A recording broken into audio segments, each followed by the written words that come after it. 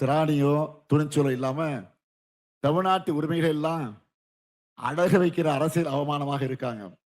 ஆனா திமுக தலைமையிலான மதச்சார்பற்ற முற்போக்கு கூட்டணி என்பது உரிமைக்காக போராடும், போர்க்குணம் நிறைந்த சுயமரியாதை மிக்க கூட்டணி இந்த கூட்டணி.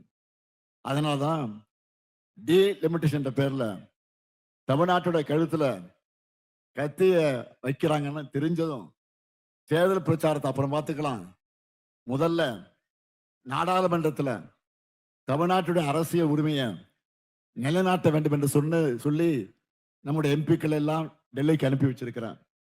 அதனால தங்க தமிழ்ச்செல்வன் அவர்கள் இந்த மேடைக்கு வர முடியல.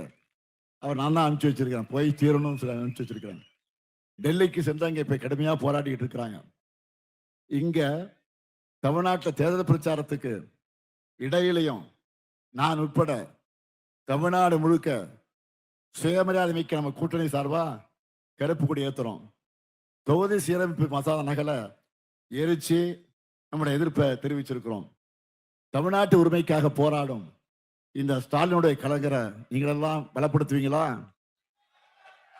தமிழ்நாட்டு தன்மானத்துக்காக என்னோடு சேர்ந்து தேனி மக்கள் போர் செய்வீங்களா? ஏன்னா இந்த போர்ல வெற்றி பெற்றாதான் தமிழகத்துல எதிர்காலத்துல நாம் நம்முடைய நாடு, நம்முடைய தமிழ்நாடாக இருக்கும். இல்லைன்னா இல்லைன்னு சொன்னா தட்சிண பிரதேசத்திலேயோ அல்லது ஏதாவது யூனியன் பிரதேசத்திலேயோ நம்ம உரிமையே இல்லாம இருப்போம். இந்த நிலை ஏற்படாம தமிழ்நாடு தலை நிமிர்ந்து இருக்கணும் வேண்டும் என்றுதான் நாட்டுக்கே வழிகாட்டியா திராவிட மாடல் அரசை நாம நடத்திக்கிட்டு இருக்கிறோம். 0.07 விழுக்காடு வளர்ச்சி என்ன நிலையிலிருந்து பழனிசாமி படுகொலை தள்ளி பரிதவைக்கு விட்டு போற தமிழ்நாட்டை மீட்டெடுத்து இப்போ நாம் 11.1 விழுக்காடு என்ற வரலாறுக்கான வளர்ச்சியை உருவாக்கி இருக்கோம். இந்த தேர்தலில் பாஜகவுடைய ஆணவத்துக்கும் அதிமுகவுடைய துரோகங்களுக்கும் ஒரு சேர முடிவு கட்ட வேண்டும்.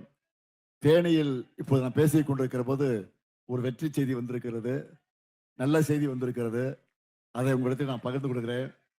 தமிழ்நாட்டுக்கு எதிராக கருப்பு சட்டம் கொண்டு வந்தாங்க நாடாளுமன்றத்தில், நீங்க பார்த்திருப்பீங்கல்ல.